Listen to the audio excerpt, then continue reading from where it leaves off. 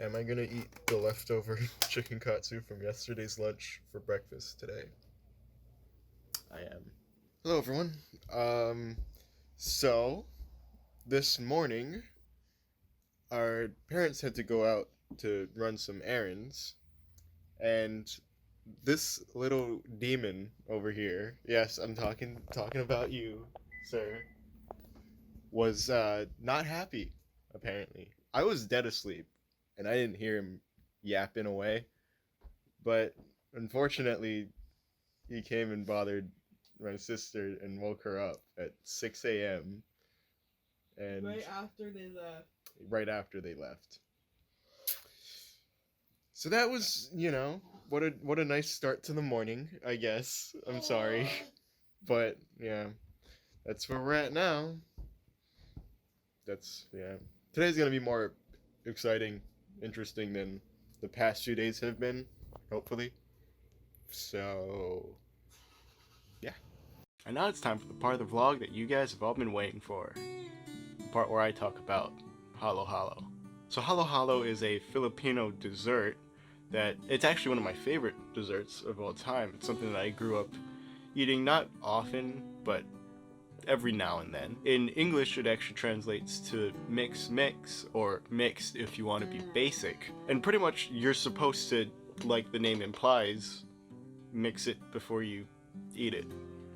That's the official slogan, by the way, just in case you were wondering.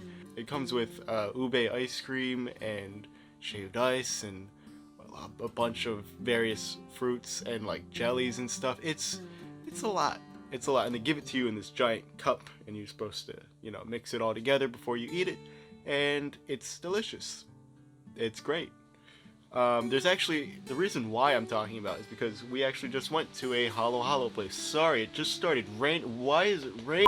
The reason why I'm talking about this now is because there's actually a halo halo place that actually kind of opened up recently by our house. I don't know if it was recent or not, but it was sometime between when I was gone from the start of the year till now. So if you want to call that recent, then it opened up recently, I guess. And usually when I get halo halo, I stick to the classic, ube ice cream type of deal. But this time I went with a lychee style of halo halo, and that's just, it was a lot of lychee, or lychee, if you're if you want to pronounce it that way, if you're wrong. But it was a lot. It was just a lot of lychee flavor. It kind of became like overbearing. Like at first it was, I really like lychee as a fruit. I like that taste. But like after a while, you kind of want something different, So I don't know if I'd get that type of halo halo again. Probably just stick to the original. By the way, the place I'm talking about is Magnolia. It's, you probably, if you live on the mainland, probably have, you've seen the Magnolia ice cream tins, but in Hawaii, I think we're the only place that has, the actual shop itself. I might be wrong on that, but, if I'm wrong on that, that's actually a good thing, because you guys should go and get yourself some halo halo. Okay, now it's for the part where you actually clicked on the video for. This is a movie I really liked, Top Gun Maverick. I'm a huge fan of the original one. I think, despite its flaws as a film itself, I think it's a lot of fun. And I think this sequel not only lives up to the original, but actually exceeds it in a lot of areas. I think it's got better characters, it's got a better story, it's got much better action, which is high praise, because the original it's already, raised the bar a lot when it comes to, aerial dog fighting and like just aerial stunts in general. And then this movie it blows that out of the water. This is some of the best stunts I've seen in any movie ever made. It's very rare for me to like feel, feel like really, really tense when I'm watching a movie now, because there is this safety net that comes with a lot of blockbusters nowadays, where you can tell, like, I love the Marvel movies. I'm a huge fan of them, but there is a sort of lack of tension when it comes to those because of how much the VFX are, CGI and like green screens, and there is you know that it's not real. Like, no one's watching Doctor Strange and you think that the stunts or a lot of that stuff is real because it's magic. It's supposed to be fun CGI fest, which is, there's nothing wrong with that. But that doesn't, it doesn't make you feel as alive as something like Top Gun or any Tom Cruise movie, because you know that he's insane enough to do this stuff. And I watched a couple of behind the scenes clips, which I'll include in the description down below, because I wanted to see how he was able to pull this off.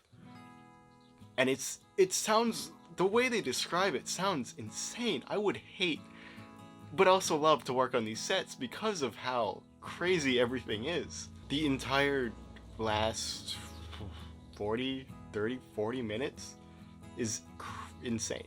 It's probably one of the best finales I've ever seen in any movie. It follows the if I had to call it anything, the Back to the Future formula for how to build an exciting finale. I would elaborate more on that, but that's sort of like spoiler-ish territory, so I'm not going to. But even like the story itself, you'd assume that this type of movie would just be like for action stuff, but there's actually like a lot of deep stuff in this movie about like getting older and like feeling like you're past your prime and like not being able to let things go, and it's just, there's a lot of grief and trauma, so yeah, be prepared for that, I guess. But this was actually really, really solid, and I don't want to say I wasn't expecting anything from this movie, but I wasn't expecting it to be as good as it was. I was expecting it to be much like the first one, where audiences liked it but critics didn't care for it all that much. But it seems like everyone walked out of this really happy with how it turned out, which is fantastic to hear. We need to have more blockbusters like this. I feel this is where like the true heart of filmmaking comes from, is doing big stunts and big movies like this practically. And I feel like Tom Cruise is really the last person or the last actor who's like really willing to like make practical stunts and practical fights and practical dog fights and all of this stuff like in camera. So if you want to see some of the greatest stunts ever put to film, I highly recommend it. There was a lot of things in this movie that I was expecting to happen that didn't happen, a lot that I didn't expect to happen that did happen. Once again, that's spoilery stuff, and I think a lot of that comes from the fact that this feels like a film that's out of its era. And I know that the snarky answer to that is, well, yeah, it's that there is a movie called Top Gun. It came out in the 80s, and this movie is also Top Gun, and it should feel like an 80s movie, and that kind of comes across as like a no duh.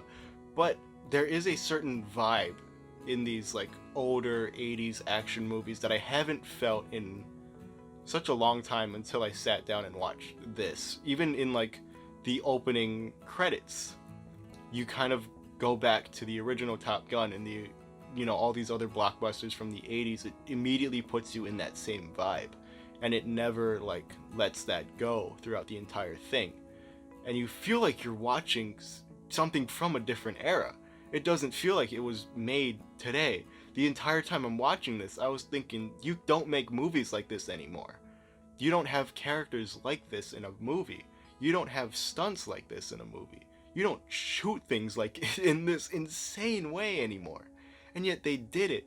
That's one of the benefits of this movie, is that I don't want to say nostalgia is a benefit, really, but it kind of was in this case, because it brought me back to like that, to a time that I wasn't even alive for, but yet I still understood or had a sense of the vibe that these movies had. I also want to mention that you don't have to see the original to understand and enjoy this new one. There is it makes the emotional moments hit a lot harder, but as for the story itself, I don't think it's necessary to have seen the original. I'm not saying don't watch the original beforehand. I think you should. I think it's a fun movie, but it's not like required viewing, you know. I don't know what else there is to say that hasn't been said already. I really feel like you guys should go and check this one out. This is not only one of my favorite movies of the entire year so far, which is, you know, already stacked with bangers that I'm gonna pull up on this side, but it's also oddly emotional, and like there's a great story to it, great stunts, great action, great acting, just everything you'd want from a movie and more. So please, if you want to go watch a movie, go watch Top Gun Maverick. I will say though, the worst part of the movie was when I was walking out of the theater, there were recruiters outside of the theater. And, you know, I was already like on a high from after watching 2 insane hours of brilliant movie making. You know, seeing recruiters just waiting outside. That's, I kind of just let out like a silent sigh. This is why you wear your masks, you can, you know, silently judge people. I was a little disappointed. I was really disappointed to see them. I was kind of hoping like I should have known better, because they did the same thing with Captain Marvel, and you know, I was disappointed then that I saw them, and I'm disappointed now. I don't hate the military. I just, you know. But yeah, I think that covers about everything I wanted to say in this vlog. This is probably going to be a longer than normal episode, but at the same time, I had something to talk about for once. So that's cool. Yeah, thank you guys for watching, and I'll see you guys tomorrow.